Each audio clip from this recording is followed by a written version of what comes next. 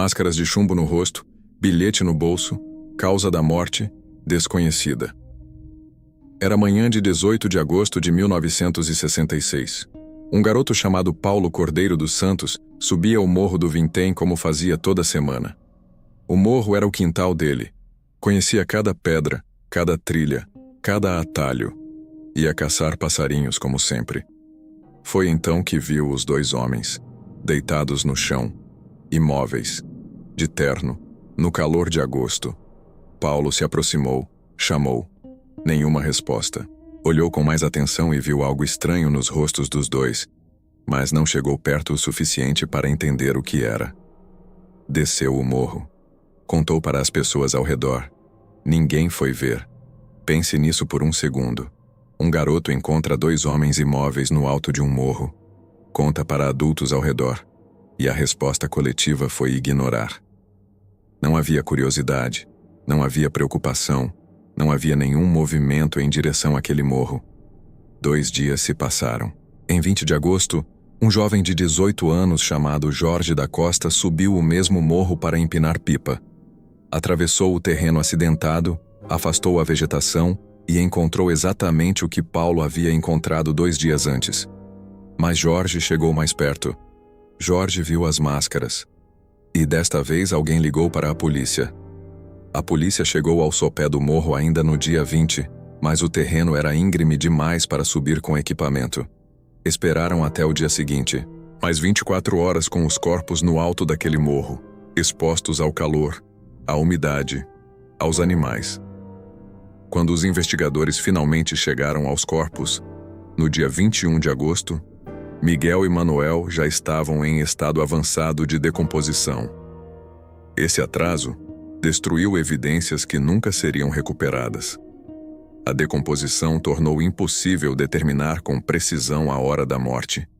Impossível detectar substâncias nos órgãos internos. Impossível confirmar ou descartar eletrocução. O caso começou com uma falha humana. Não uma falha de tecnologia, não uma falha de investigação. Uma falha de atenção. A indiferença de pessoas comuns que ouviram um garoto dizer que havia 2 homens imóveis no morro e decidiram que não era problema delas. Quantas evidências foram perdidas naqueles 2 dias? Quantas respostas apodreceram junto com os corpos? Nunca saberemos. E essa é a primeira camada perturbadora deste caso. Antes de qualquer mistério sobrenatural, antes de qualquer teoria sobre extraterrestres ou rituais, o caso das máscaras de chumbo já havia sido comprometido pela coisa mais humana e mais devastadora que existe: a indiferença. Imagine que você é um investigador de homicídios com 20 anos de experiência. Você já viu de tudo. Corpos em situações que a maioria das pessoas não consegue nem imaginar. Você chegou em cenas de crime que fariam qualquer pessoa comum correr.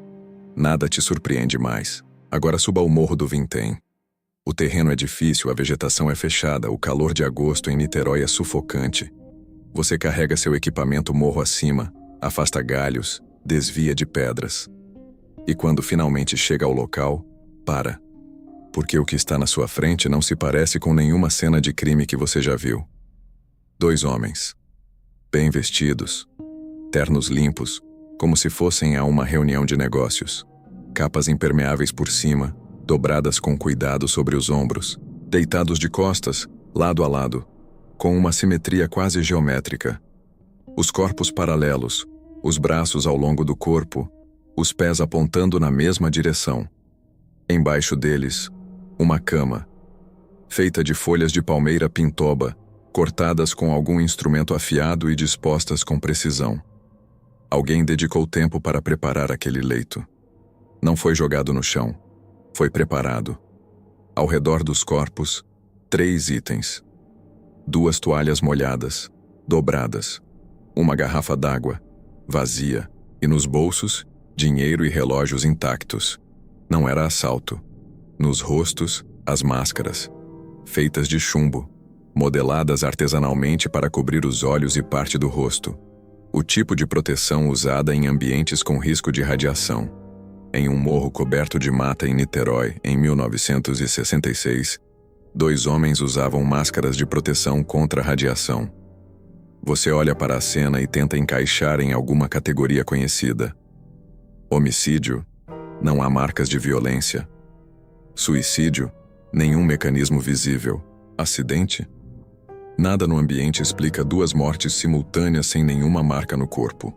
As expressões nos rostos, por baixo das máscaras, eram serenas. Não havia contração muscular de dor.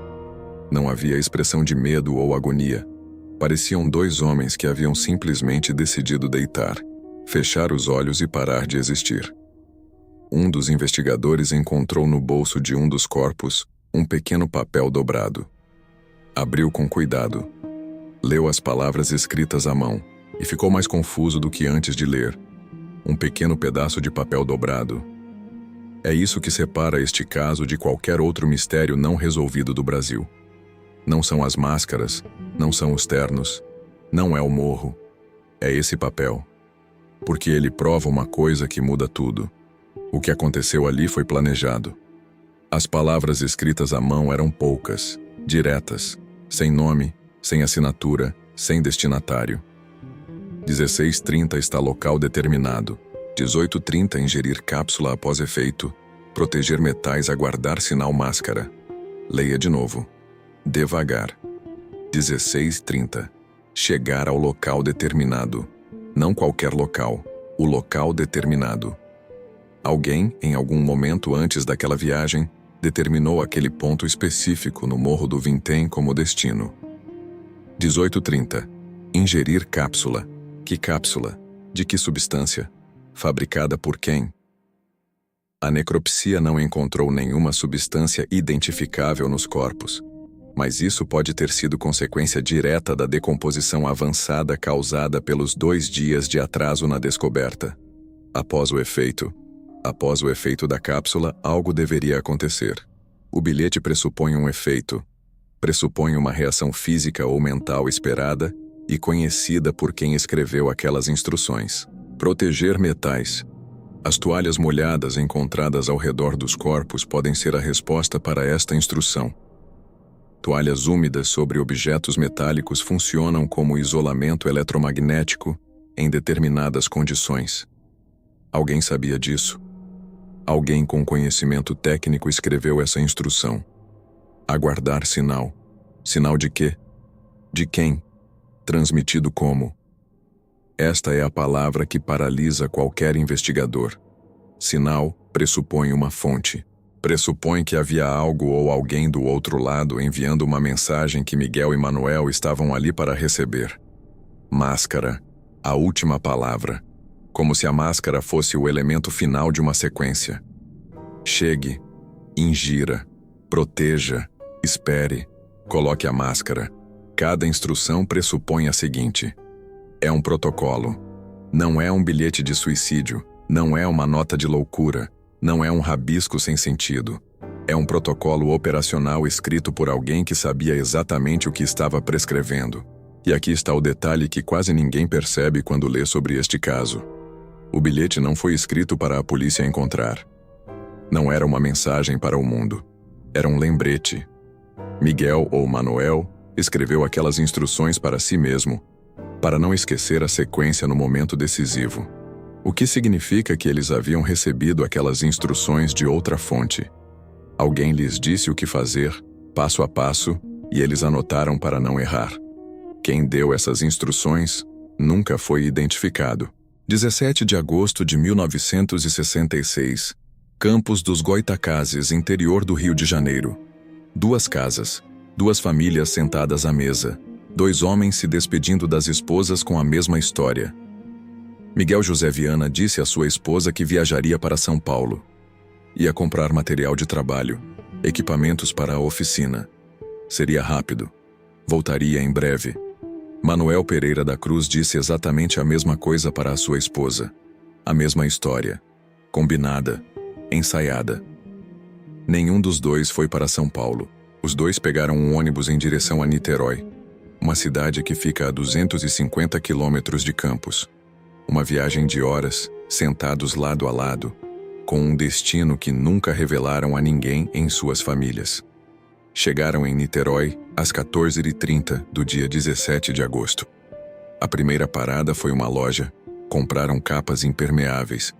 2 homens que haviam saído de casa de terno em agosto, no calor do verão carioca, pararam para comprar proteção contra a chuva.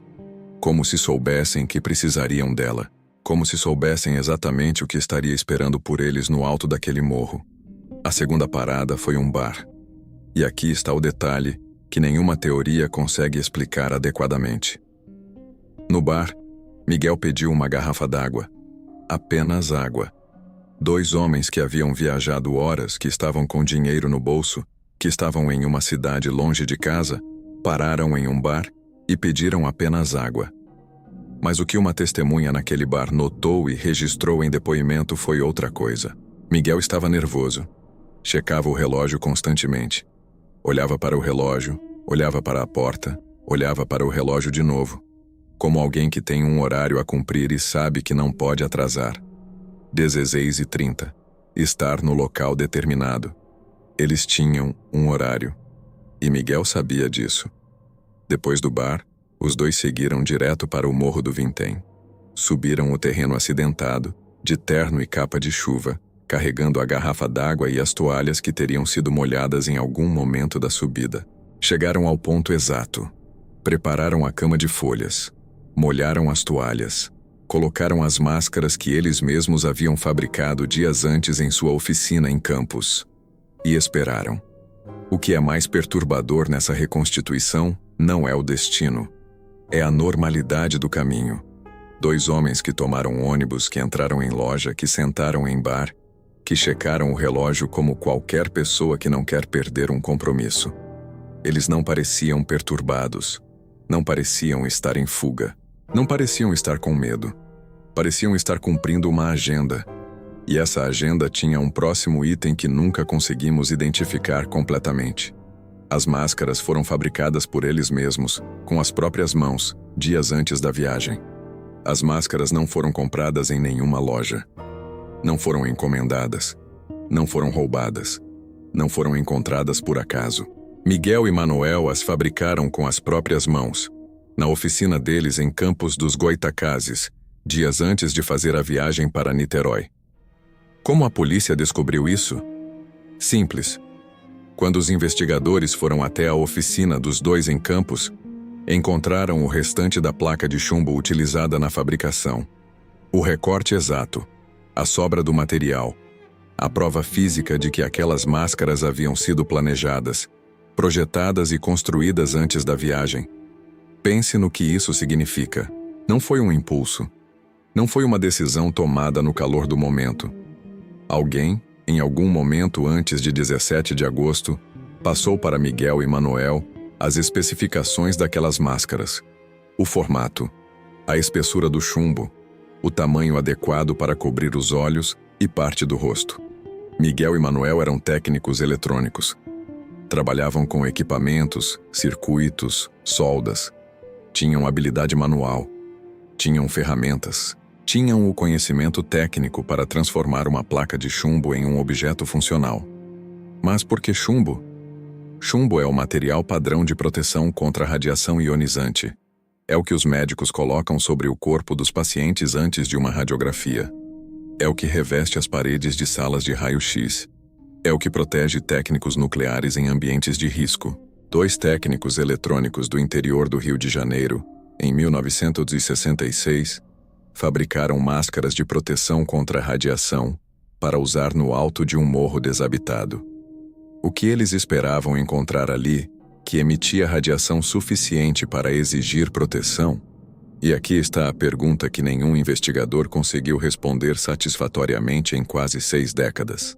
Quando a polícia suspeitou que as máscaras indicavam proteção contra radioatividade, os corpos foram submetidos a escaneamento completo em busca de material radioativo.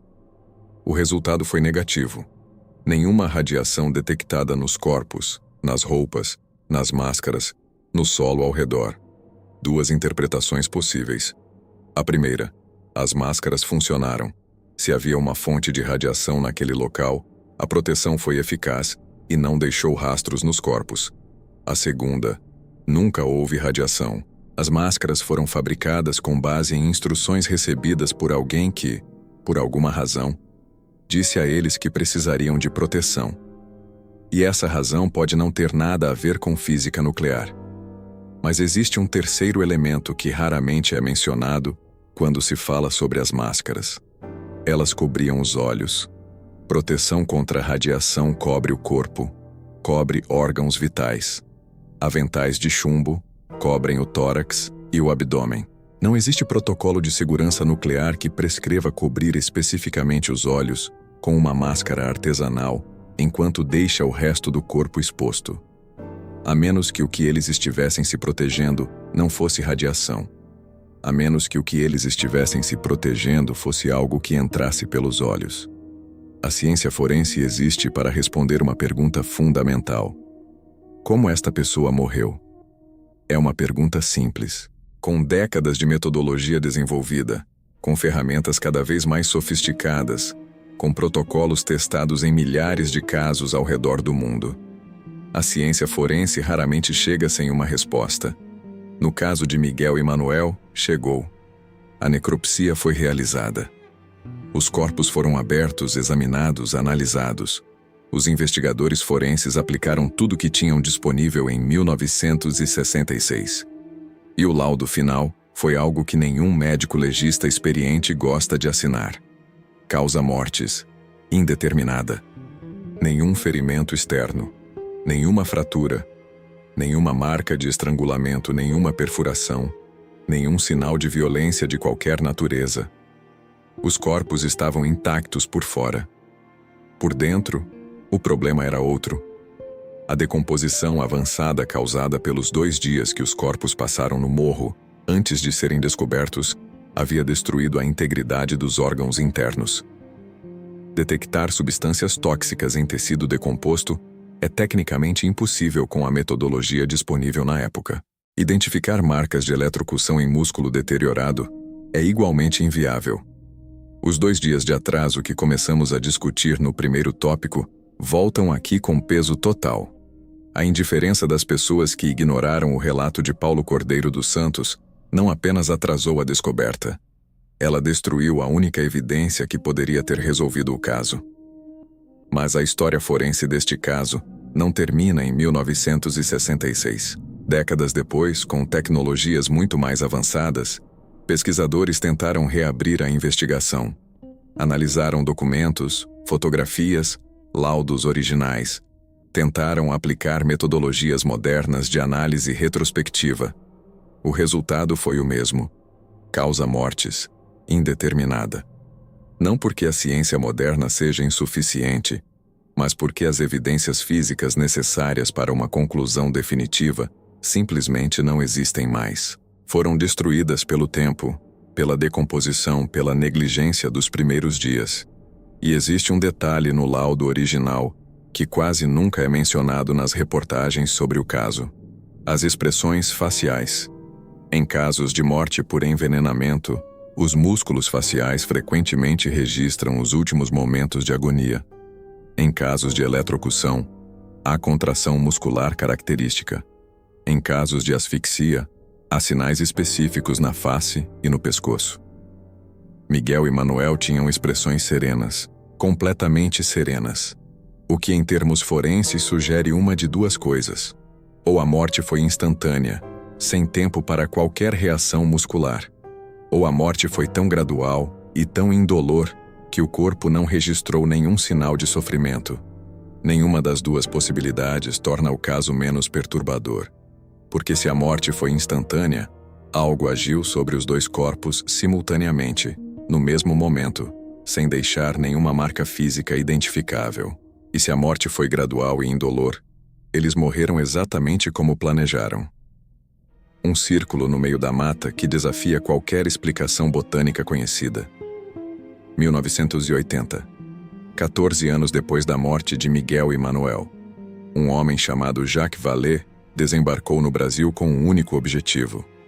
Vallée não era um curioso, não era um jornalista em busca de manchete, não era um entusiasta de teorias da conspiração. Era um astrofísico francês radicado nos Estados Unidos, doutor em ciência da computação pela Northwestern University, consultor da NASA, e um dos pesquisadores mais rigorosos do mundo na investigação de fenômenos aéreos não identificados. Vallée havia lido sobre o caso das máscaras de chumbo em relatórios internacionais de pesquisa. E havia um detalhe específico que não saía da sua cabeça. Ele precisava subir aquele morro. Vallée chegou a Niterói e contactou 2 homens que haviam participado diretamente da investigação original em 1966. O detetive Saulo Soares de Souza, que esteve na cena do crime, e o repórter policial Mário Dias, que cobriu o caso para a imprensa carioca na época. Os 2 concordaram em subir o morro com Vallée e sua esposa. Os 4 subiram o morro do Vintém juntos. Quando chegaram ao local exato onde os corpos de Miguel e Manuel haviam sido encontrados 14 anos antes, todos os 4 pararam ao mesmo tempo. A área estava descampada. No meio de um morro coberto de vegetação fechada, densa, característica da Mata Atlântica secundária que cobre aquela região de Niterói, havia um círculo sem nenhuma planta.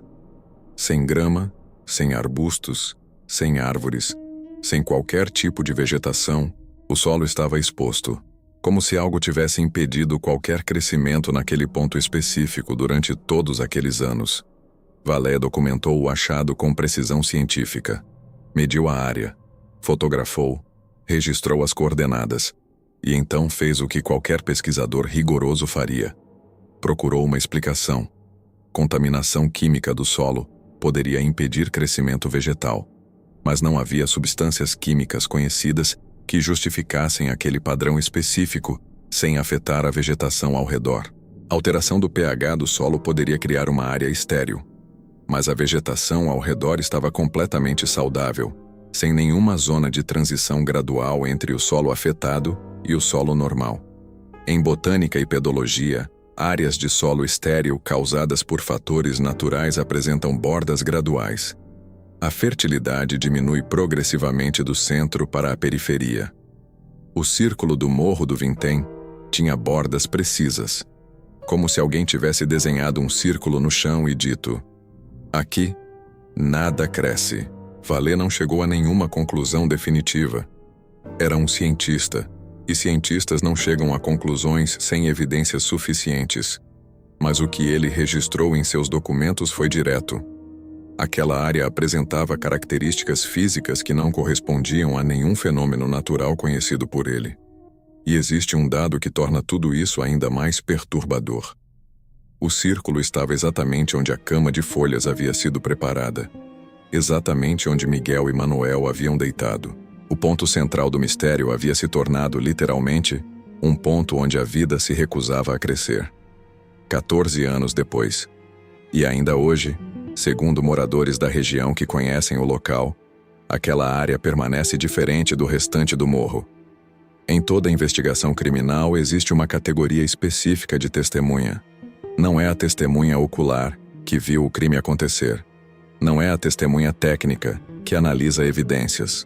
É a testemunha periférica, aquela que sabe algo, que esteve próxima o suficiente para ter informações relevantes, mas que por alguma razão não entrega tudo o que tem. No caso das máscaras de chumbo, havia pelo menos 2 homens nessa categoria. O primeiro era Elcio Correia Gomes. Elcio era amigo de Miguel e Manuel em Campos dos Goitacazes.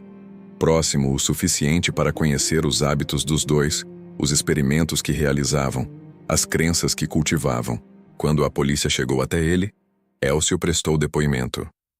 E o que ele disse foi registrado no Correio da Manhã em outubro de 1966. Segundo Elcio, os dois se retiravam para lugares ermos onde, depois de um ritual, ingeriam drogas, acreditando que com isso seres sobrenaturais habitavam suas mentes. Lugares ermos, ritual, drogas, seres sobrenaturais. Elcio sabia sobre os rituais, sabia sobre as substâncias, sabia sobre as crenças dos dois. Mas havia um detalhe que a polícia verificou e que levantou uma questão que nunca foi completamente resolvida. Elcio tinha álibi para a noite da morte dos dois. Havia sido visto em Campos na data em que Miguel e Manuel morreram em Niterói. Tecnicamente, ele não estava lá. Mas saber sobre os rituais e não estar presente no ritual final são coisas muito diferentes. Elcio nunca foi perguntado sobre quem mais participava desses rituais. Nunca foi perguntado sobre a origem das substâncias. Nunca foi perguntado sobre quem havia determinado o Morro do Vintém como local. A investigação aceitou o álibi e seguiu em frente. O segundo homem era Hamilton Bezzani. E a história de Hamilton é perturbadora por razões completamente diferentes. Hamilton era um presidiário. Estava preso em São Paulo quando, meses após a morte de Miguel e Manuel, entrou em contato com as autoridades dizendo que sabia o que havia acontecido no Morro do Vintém. Sabia quem eram os responsáveis. Tinha informações que resolveriam o caso. A polícia foi até ele. Ouviu o que tinha a dizer. E então chegou a uma conclusão que encerrou aquela linha de investigação de forma definitiva. Hamilton Bezzani havia escapado 2 vezes do presídio em Niterói, onde estava anteriormente detido. E os investigadores concluíram que ele havia inventado toda a história sobre as máscaras de chumbo para evitar ser transferido de volta para aquele presídio específico. Preferia qualquer coisa a voltar para Niterói. Hamilton foi devolvido ao presídio em São Paulo, e o que ele sabia, ou o que alegava saber, foi arquivado junto com o caso.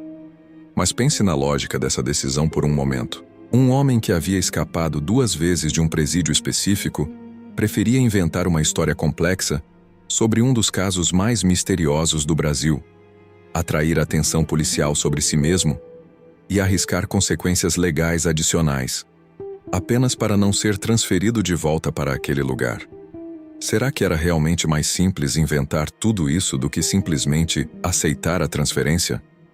Ou Hamilton Bezzani sabia algo real, e sabia que revelar esse algo em Niterói, perto das pessoas envolvidas, era mais perigoso do que qualquer cela? Nenhuma dessas perguntas foi feita em 1966. 2 homens não constroem um ritual sozinhos. Essa é a premissa que a investigação de 1966 nunca levou a sério o suficiente. Miguel e Manuel tinham um protocolo, tinham instruções escritas, tinham equipamentos fabricados com especificações precisas, tinham um local determinado com antecedência, tinham um horário. Protocolos não surgem do nada. Instruções vêm de alguma fonte. Especificações técnicas são transmitidas por alguém que as conhece. Havia uma rede. O depoimento de Elcio Correia Gomes confirma isso de forma indireta. Quando ele disse que os 2 se retiravam para lugares ermos onde realizavam rituais, usou uma construção gramatical que passou despercebida pelos investigadores na época. Ele não disse que Miguel e Manuel faziam isso sozinhos. Em português, a construção que Elcio usou é ambígua o suficiente para incluir outros participantes. E nenhum investigador voltou a ele para esclarecer esse ponto. Ninguém perguntou: quem mais estava nesses rituais? Quem mais conhecia esses lugares ermos? Quem mais ingeria essas substâncias? As perguntas mais óbvias nunca foram feitas. Mas existe uma evidência física que aponta diretamente para a existência de um grupo maior. As máscaras foram fabricadas a partir de uma placa de chumbo encontrada na oficina dos 2 em Campos. A placa havia sido cortada e o restante deixado para trás. Os investigadores calcularam as dimensões do material utilizado e chegaram a uma conclusão que raramente aparece nos relatos sobre o caso. A placa original era grande o suficiente para fabricar mais do que 2 máscaras. Quanto material foi utilizado nas 2 máscaras encontradas no morro? E quanto material sobrou na oficina? A diferença entre esses 2 números nunca foi publicamente esclarecida. O que significa que existe a possibilidade, nunca descartada oficialmente, de que outras máscaras foram fabricadas naquela mesma placa, para outras pessoas. Pessoas que não foram ao Morro do Vintém naquele agosto de 1966. Ou que foram e saíram antes que os corpos fossem encontrados, ou que estavam em outro local, realizando o mesmo protocolo ao mesmo tempo. Em Campos dos Goitacazes, onde Miguel e Manuel viviam, havia outros homens com interesses similares.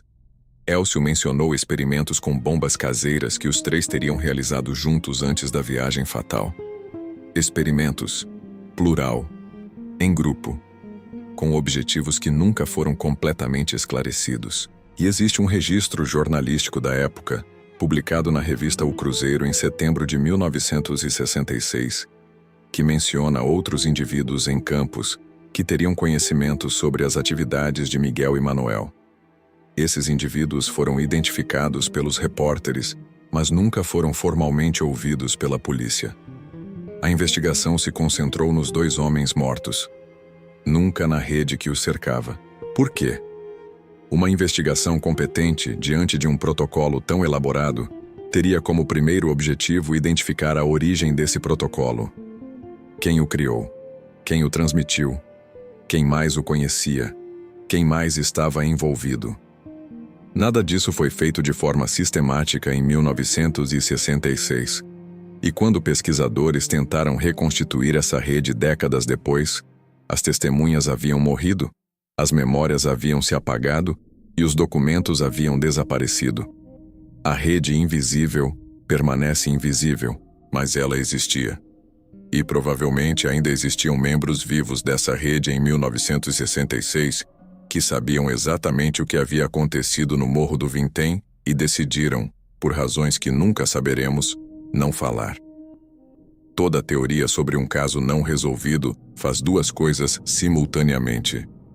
Explica uma parte dos fatos e ignora outra parte. Isso não é necessariamente desonestidade intelectual. É uma limitação humana. Escolhemos a teoria que explica o maior número de elementos conhecidos e aceitamos que alguns detalhes ficam de fora. O problema é quando os detalhes que ficam de fora são exatamente os mais perturbadores. No caso das máscaras de chumbo, existem 5 teorias que sobreviveram a quase 6 décadas de debate. E cada uma delas esconde algo que prefere não examinar. A primeira teoria é a das drogas psicodélicas. Miguel e Manuel consumiam substâncias alteradoras da consciência em rituais realizados em locais isolados. Naquele agosto de 1966, algo deu errado. A dosagem foi incorreta, a substância foi adulterada. A reação foi fatal. O que essa teoria explica? O bilhete, o ritual, a cama de folhas, o comportamento nervoso de Miguel no bar. O que essa teoria esconde? Não havia drogas detectáveis nos corpos.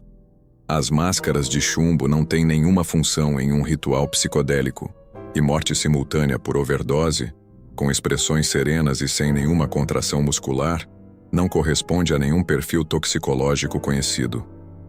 A segunda teoria é a psicotrônica.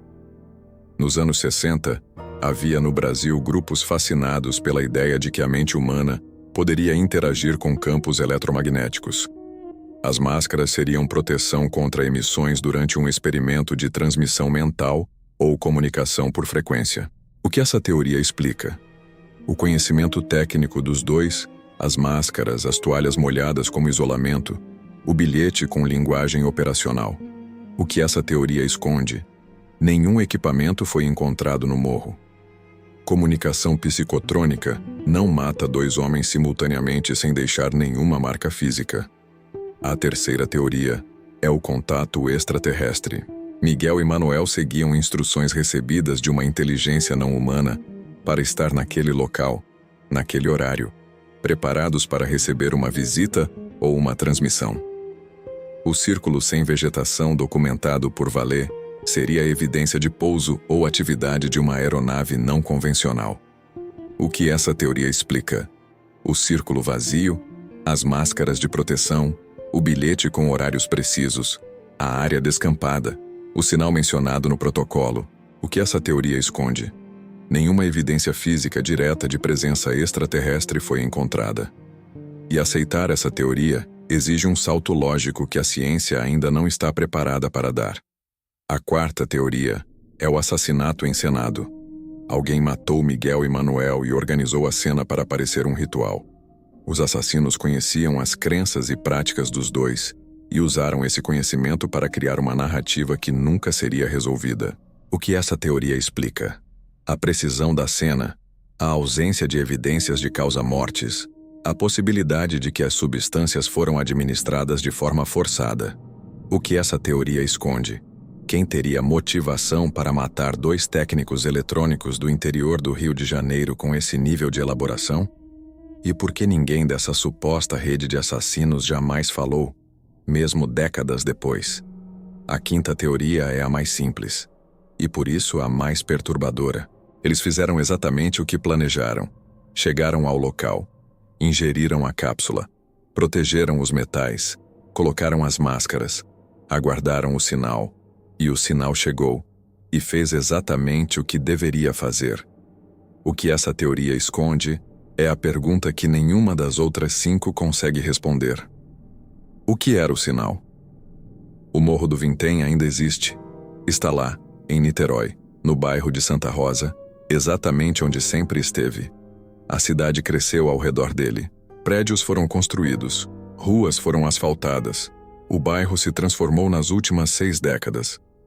Mas o morro permanece o mesmo morro íngreme, de vegetação fechada, de terreno difícil, que Paulo Cordeiro dos Santos subia para caçar passarinhos em agosto de 1966. E o círculo ainda está lá. Moradores do bairro de Santa Rosa que conhecem a história do caso e que subiram o morro nas últimas décadas, descrevem o mesmo fenômeno que Jacques Vallée documentou em 1980. Uma área no alto do morro onde a vegetação não cresce da mesma forma que no restante da encosta. Um ponto que permanece diferente do ambiente ao redor, como se o solo guardasse uma memória do que aconteceu ali. Mas existe uma camada deste caso que nunca chegou à imprensa nacional. Nunca foi incluída nos documentários, nunca foi mencionada nos podcasts, nunca apareceu nos artigos acadêmicos sobre o mistério. Os relatos dos moradores. Não relatos de aparições ou fenômenos sobrenaturais no sentido popular do termo. Algo diferente, mais sutil, mais perturbador justamente por ser sutil. Moradores que vivem nas proximidades do morro há décadas descrevem uma resistência inexplicável em subir ao local exato onde os corpos foram encontrados. Não medo no sentido convencional. Algo mais físico.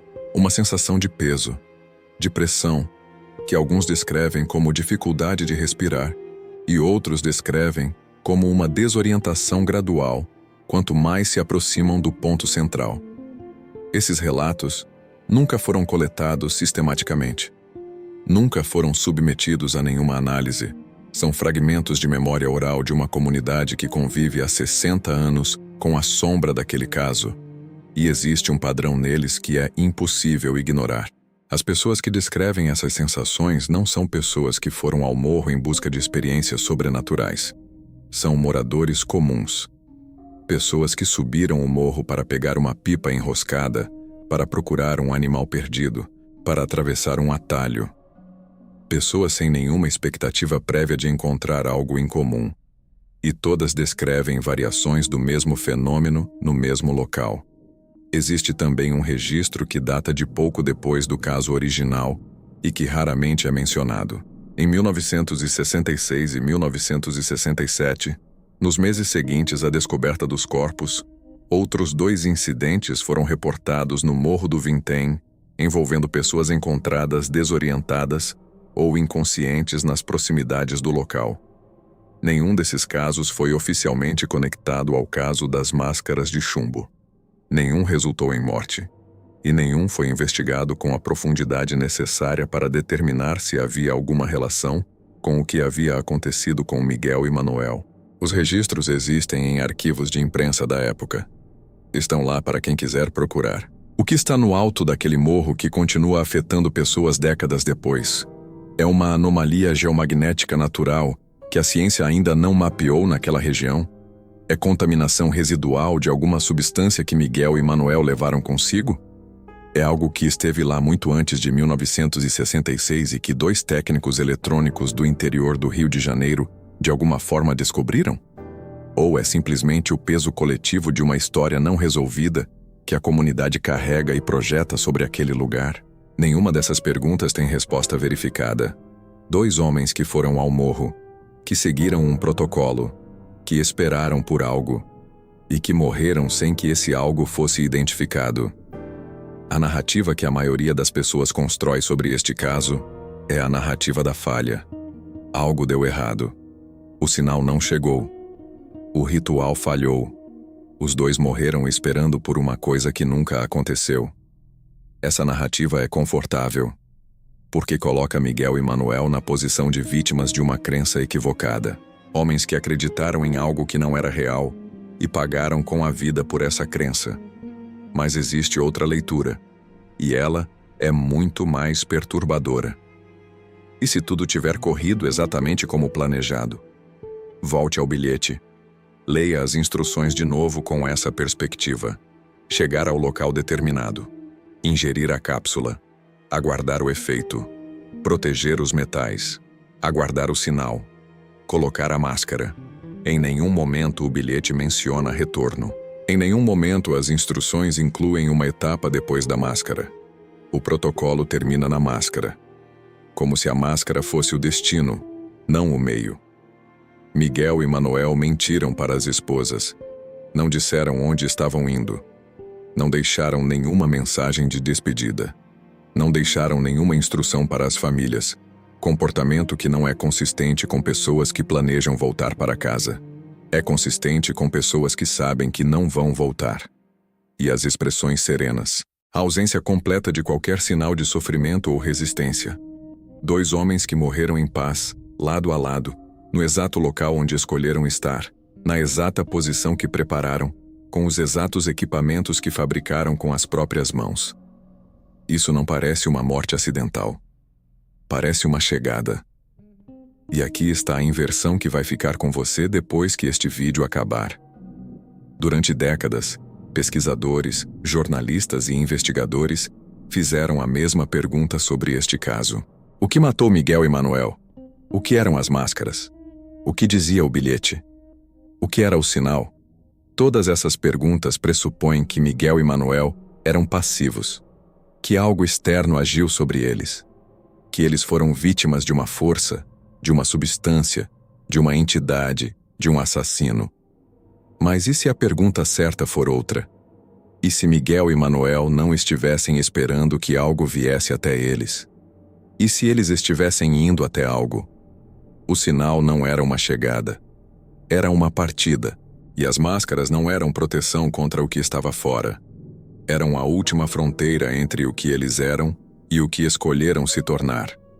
2 homens comuns, técnicos eletrônicos, pais de família, que em algum momento entre a rotina da oficina em Campos e aquele sábado de agosto em Niterói, descobriram algo.